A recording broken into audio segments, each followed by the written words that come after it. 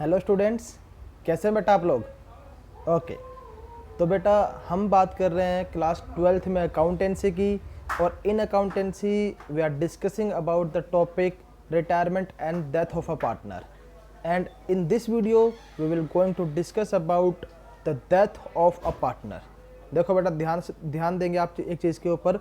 तो रिटायरमेंट के अंदर क्या हो रहा है कि एक पर्टिकुलर जो पार्टनर है वो पार्टनरशिप को छोड़ के जा रहा है, और डेथ ऑफ अ पार्टनर में क्या हो रहा है। लॉजिकली तो बेटा बात तो वही आ रही है ना, जैसे रिटायरमेंट के अंदर जो एक रिटायरिंग पार्टनर है, आउटगोइंग पार्टनर है, वो निकल के जा रहा है। लाइकवाइज दैट जब किसी पार्टनर की डेथ हो जाएगी तो ऑब्वियस सी बात है वो डेथ के बाद उस पर्टिकुलर पार्टनरशिप में कोई भी काम नहीं कर सकता। ठीक है, उसकी अपीयरेंस नहीं रहेगी, उसकी प्रेजेंस नहीं रहेगी, वो फिजिकली वहाँ रह नहीं सकता। ठीक है, तो इसका मतलब क्या हुआ कि डेथ होने के बाद भी जो पार्टनर है उस पार्टनरशिप हमसे अपना लिंक तोड़ लेता है ना। तो बस डिफरेंस क्या है कि जो रिटायरमेंट है उसमें वॉलेंटरी तोड़ता है, डेथ में मतलब कि नेचुरली है, पता नहीं चलता कब हो जाए कब नहीं। रिटायरमेंट फिर भी एक स्पेसिफाइड हो सकती है, ठीक है, प्री प्लान हो सकती है, पर डेथ कभी स्पेसिफाइड और प्री प्लान नहीं होती बेटा, है ना। तो ये तो नेचुरल है कि किसी पर्टिकुलर पर्सन की कब डेथ हो जाए ये किसी को नहीं पता, दिस इज टोटली अनसर्टेन। ठीक है बेटा, तो बोल रहे हैं that accounting treatment in the event of death of a partner is similar to that of the case of retirement of a partner. Obvious सी बात है कि जो ट्रीटमेंट रहेंगे वो बिल्कुल सेम रहेंगे तकरीबन तकरीबन, क्योंकि बेटा रिटायरमेंट के अंदर भी पार्टनर जा रहा है तो जाने की ट्रीटमेंट कर रहे हैं, डेथ के अंदर भी पार्टनर जा रहा है तो उसमें भी जाने की ही ट्रीटमेंट होंगी। ठीक है, बस बेसिक डिफरेंस जो रहेगा वो क्या रहेगा, वो ये कुछ दो पॉइंट्स हैं, उनको समझिए बेटा। बोल रहा है that the retirement of a partner may be planned to be effective from a particular date. ठीक है ना, वो प्लान्ड होगी, एक इफेक्टिव होगी पर्टिकुलर डेट से, whereas death of a partner में occur any time during the year. और जो डेथ ऑफ अ पार्टनर है वो किसी भी टाइम हो सकता है ना, तो वहाँ ये दिक्कत आ सकती है। Second point is amount payable to the retiring partner is transfer to his loan account. जो उसका खुद का लोन अकाउंट होगा वहाँ ट्रांसफर करेंगे, लमसम में उसको पेमेंट कर देंगे। But on death the amount due to the deceased partner is transfer to executors account. मतलब डिकेस्ड पार्टनर मतलब जो पार्टनर मर चुका है उसकी बात कर रहे हैं। तो जो डिकेस्ड पार्टनर है उसका अमाउंट उसको ट्रांसफर करेंगे, अब उसकी आत्मा को तो ट्रांसफर कर नहीं सकते बेटा हम, तो उसका जो भी अमाउंट होगा वो हम किसको ट्रांसफर करेंगे, उसका कोई अदर जो एग्जीक्यूटर होगा जो उसको एग्जीक्यूट करेगा। ठीक है, जिसका नाम उसने दिया होगा अपनी रेफरेंस में कि भाई मेरे बाद ये पर्टिकुलर पर्सन जो पार्टनरशिप में संभालेगा, या पार्टनरशिप में नहीं भी संभालेगा तो मेरा जितना भी हिस्सा बनता है वो इसको दे दिया जाएगा। ठीक है, तो उसका जो एग्जीक्यूटर होगा वो उसको क्या करेंगे, वो इसको डील करेगा बेटा। हाँ जी, तो बोल रहा है ascertainment of deceased partners share of profit and losses up to the date of death. ठीक है, डेट ऑफ डेथ तक जो है जो डिकेस्ड पार्टनर है उसका share of profit and loss जो है वो किस तरीके से असर्टेनमेंट किया जाएगा उसको हम समझेंगे बेटा। तो बोल रहा है where the death occurs on the last date of the financial year के बिल्कुल लास्ट डेट पे अगर डेथ होती है तो कोई प्रॉब्लम नहीं है बेटा। ठीक है, but where the death takes place during the course of an accounting year. ठीक है, किसी अकाउंटिंग ईयर के इन बिटवीन हो जाती है, क्योंकि डेथ एक नेचुरल फिनोमेना बेटा, दैट इज टोटली अनसर्टेन, कब हो जाए किसी को कुछ नहीं पता। इसलिए वो मान लो कि 31 मार्च को हमारा एक अकाउंट को क्लोज कर रहे हैं, पर जरूर थोड़े कि एक पार्टनर जो है उसकी डेथ 31 मार्च को ही हो, वो 1 अप्रैल को भी हो सकती है। ठीक है, 25 मई को भी हो सकती है, it depends upon the conditions. ठीक है, सॉरी कंडीशंस भी क्या बेटा, ये तो सिंपली नेचुरल फिनोमेना है तो उसके ऊपर डिपेंड करेगा। हाँ जी, तो बोल रहा है but where that take place during the course of accounting year the actual profit obtained और loss incurred from the last balance sheet to the date of death is to be ascertained. तो इसमें हम क्या करते हैं कि जो last हमारी बैलेंस शीट डेट होगी बेटा, वहाँ से लेकर के जो डेट ऑफ डेथ होगी वहाँ तक का हमें प्रॉफिट और लॉस असर्टेन करना पड़ेगा। और generally it may be ascertain on the basis of last years profit. तो लास्ट ईयर का प्रॉफिट होंगे, और लास्ट ईयर का प्रॉफिट में भी कैसे करते हैं, on the basis of average profit of certain number of years. ठीक है, मतलब पिछले 3 या 4 साल के प्रॉफिट को लेकर उनका एवरेज निकाल सकते हैं, मतलब it depends upon the partnership deeds. हाँ जी, सच बोल रहा है such derived amount is only a estimate. ये बेटा जो भी अमाउंट निकलेगा that will be only a estimated amount. ठीक है, ये एस्टिमेट रहेगा, hence the journal entry for the same would be क्या रहेगी वो हम देखते हैं।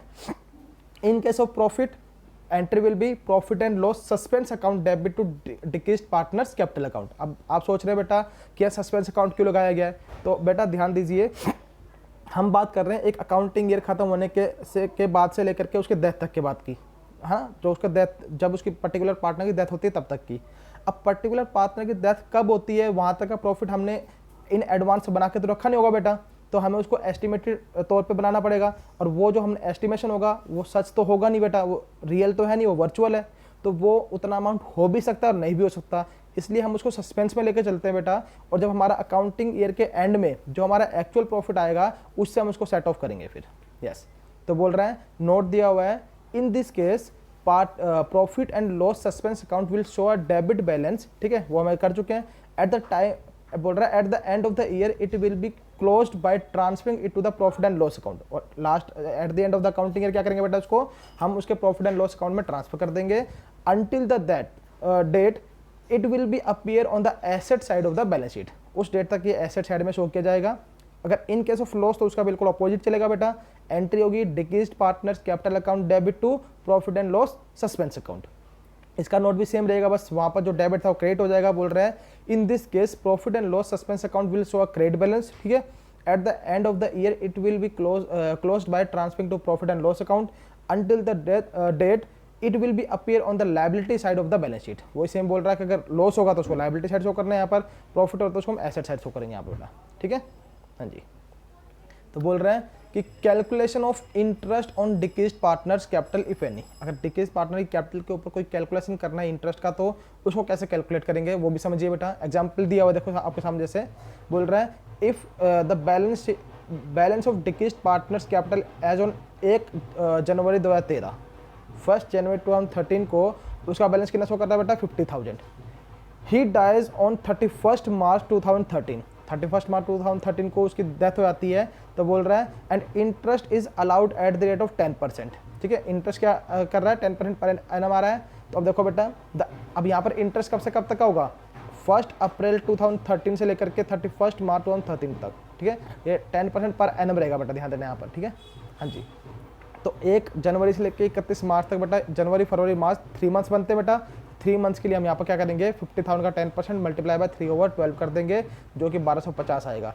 उसकी एंट्री क्या होगी, interest on capital account debit to deceased partners capital account.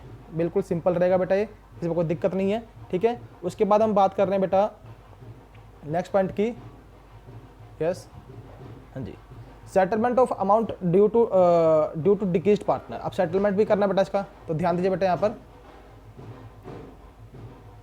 हाँ जी, तो सेटलमेंट ऑफ अमाउंट बोल रहा है ड्यू टू डिक्रीज्ड पार्टनर में, तो इसकी 2 कंडीशंस होंगी बेटा। बोल रहा है when the amount due to the deceased partner is transfer to his executors account. तो कुछ नहीं करना है आपको, इसको एग्जीक्यूटर अकाउंट में ट्रांसफर कर देना है इसको। अब एग्जीक्यूटर अकाउंट में ट्रांसफर करने का मतलब क्या बेटा, समझो जरा इसको। तो बोल रहा है कि जो उसका एग्जीक्यूटर है वो इसके अकाउंट को अब संभालेगा, तो हमने कुछ नहीं करना, जो भी डिक्रीज्ड पार्टनर होगा उसकी कैपिटल को खत्म करना है और किस में डाल देना है, उसके जो एग्जीक्यूटर का जो होगा पार्टनर, जो डिक्रीज्ड पार्टनर है उसका जो एग्जीक्यूटर होगा उसके लोन अकाउंट में ट्रांसफर कर देंगे। तो entry will be decreased partners capital account debit to deceased partners executors loan account. जितना भी अमाउंट बनेगा वो उसके लोन अकाउंट में चला जाएगा। और जैसे हम उसकी पेमेंट करते हैं तो entry will be decreased partners executor loan account debit to cash account. Simple उसकी एंट्री रहेगी बेटा।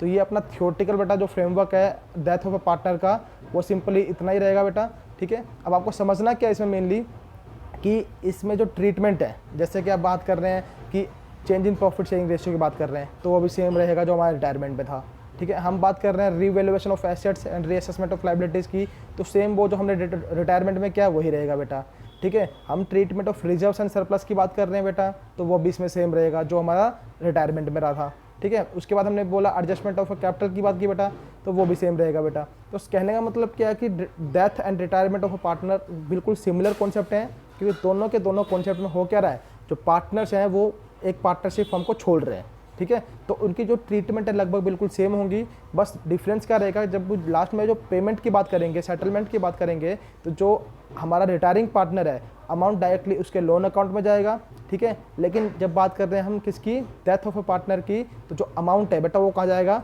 उसके जो एग्जीक्यूटर होगा उसके लोन अकाउंट में जाएगा। तो डिफरेंस बेटा इसमें ये रहेगा। तो इसको आप लोगों ने इस चीज़ को ढंग से समझ लेना है, ठीक है। उसके बाद इसके कुछ प्रैक्टिकल क्वेश्चंस होंगे जिनको हम नेक्स्ट वीडियोज़ में डिस्कस करेंगे बेटा। और ये हमारा जो retirement and death of a partner था उसका लास्ट थ्योरेटिकल फ्रेमवर्क के अकॉर्डिंग लास्ट टॉपिक है बेटा, और लास्ट पॉइंट था जिसको हमने आज डिस्कस किया। इसके बाद हम इसके कुछ न्यूमेरिकल क्वेश्चंस को लेकर आपके सामने आएंगे। तब तक के लिए थैंक यू।